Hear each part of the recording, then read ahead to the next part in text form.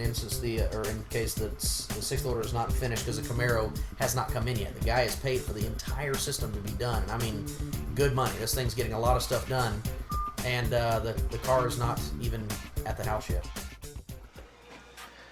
I already did the whole oh, go away. Just tell him you have herpes. Hey, come up with the excuse, call in, and then we'll post this.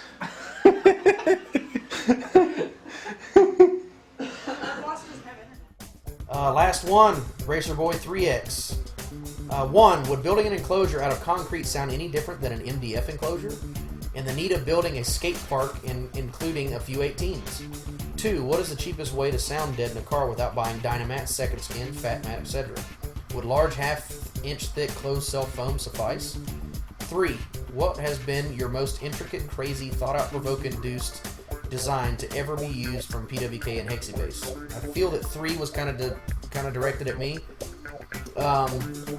Since you say, used from Pete. I would have to say the CEO and chief engineer at Digital Designs, Jess, his house. We did a design and we gave him the dimensions, and it consisted of the original design just for crazy's sake. He said you could go all the way up to 8 of these things.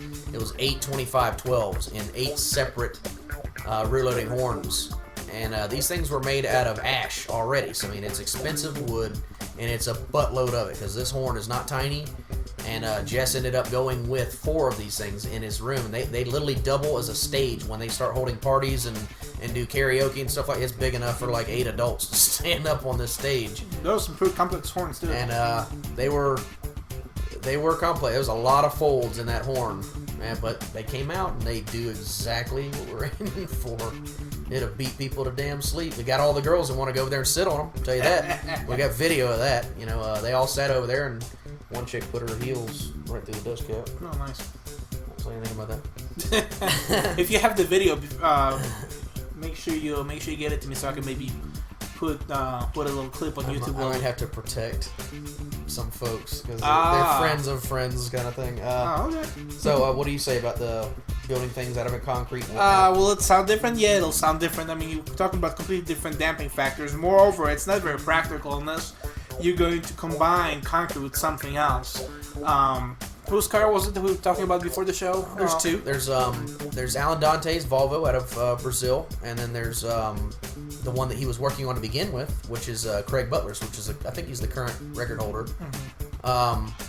In some super extreme, whatever the highest class is, steel, something like that. Heavily reinforced. They are steel. I mean, it is primarily steel, and then little voids filled with concrete.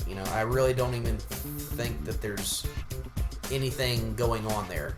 Well, in this case, you'll just think if there's any flex in that steel whatsoever, then it's going to act like a little miniature jackhammer on that concrete anyway. So more than likely, the concrete right after the first burp, probably the outer little thin micro layer has turned into dust, and it is no longer reinforcing anything. It serves the same function as, let's say, expanding foam in an empty chamber.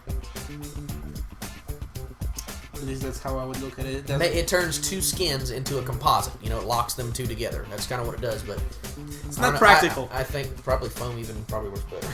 Okay, you want to take the second part? What is the cheapest way to sound deaden a car? Cheapest way to sound deaden a car. Since you deal with all these... man, to do it right, I've dealt with a bunch, and I'll tell you who I really like is Second Skin. Second Skin will stick to a dusty headliner upside down. I mean, the stuff will stick to your feelings. Now, I mean, one thing he voiced there, I know, I sense that he's concerned with the cost versus right. Now, Second Skin, even though it's great stuff, it's probably not the least. It's not the least expensive. I know for a fact. It is an investment. But you're also. I consider it to be the same thing as the drivers. I've seen the tackiness. I've felt these things, and it comes down to how much glue you put into whatever this style of rubber is. And some of them, they may all use the exact same butyl, whatever this stuff is. They all may use the same thing, but it's glue that's in it. So how much you put in there, and then how thick that layer of foil is on the outside. And I've dealt with his, and versus like Stinger Pro, whatever that stuff is. Acumat, a couple others. The foil is very easy to split whenever you're rolling. You could rub it with your finger and split it right in half. Well- And I think you'll rub yourself to the bone trying to split the what is it called? Second skin. The stuff is thick. The aluminum is thick, and it wore our asses out trying to do that Scion. I mean, we were beat up after doing that stuff, but it is, Well- for the layer thickness and whatnot, the stuff is really good. I think that the general principle of sound deadening a car is essentially getting well, not just that, but essentially adding weight to panels as you would to a passive radiator, mainly to shift its native resonance below any frequency that you would play with your stereo. And as long as we look at it from that perspective, and you're looking for a cheap way to sound deaden a car, glue things onto your panels. If you wanna, I've seen some people deaden the roof by quite literally applying MDF in either in small sections or actually curving it to bend it and applying it that way. Now that's if you think about 4x8 sheet of MDF costing you only between $27 and $30 from Lowe's or Home Depot. That's cheap comparatively to that sort of that amount of sound damping material. You have mass for one, and then the second thing is I would have to say quasi composite layers. So if you do multiple layers of this stuff, you're locking in one layer over the next of something, and it is much harder to try to bend plies. Yeah. Your only other expense So would be the it's adhesive. pulling from the sides, of that whole surface area to try to make that piece, flex. And you start adding multiple sheets of any of these deadeners, as long as they'll stick to it, you're adding mass, and it's gonna be much harder to try to get that thing to move. So I think that's it. In summary, your trip up to good old Tombstone. You've heard the prototype in the CRX. You've Very heard the happy. LDM prototypes in there. And Very any happy. final thoughts, other than the brand new plant trick? Oh yeah, let's see how that starts. They're gonna have people going to shows with ferns in their doors. Hey, check this out. Let's see. By the way, it literally was a cold burst in that room with the LDMs, the low diffraction models. Is something that Pete's been prototyping for quite a while now.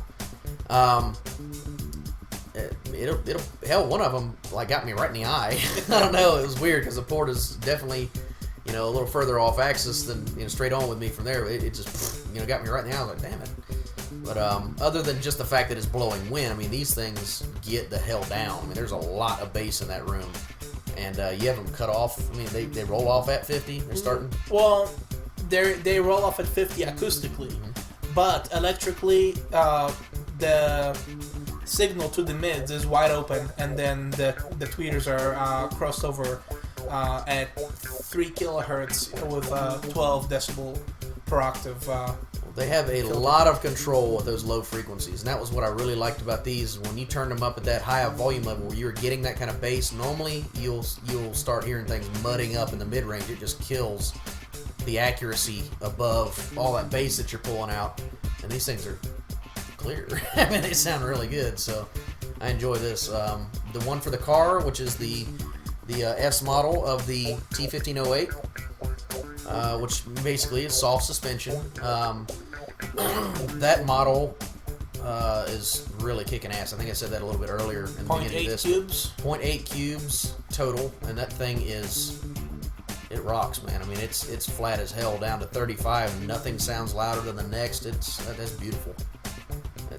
And its design is well on its way to being something that could be produced. And somebody was asking about can I get it with a driver loaded and whatnot. We have our standard system, loaded enclosures do well, but shoot, this thing right here is putting an ass whooping hands down on the 308. And again, it's also a 1500 series motor.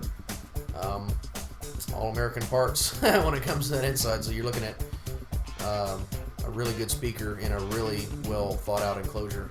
And as it stands, that thing sits on a 2,200 watt amplifier. We didn't say that. No, we We're not didn't say condoning anything of that nature. Take 1-0 off. Yeah, there you go. All right, well, I'll sign off. So, this is Pete and Steve, and you've been listening to the Hexabase.com podcast.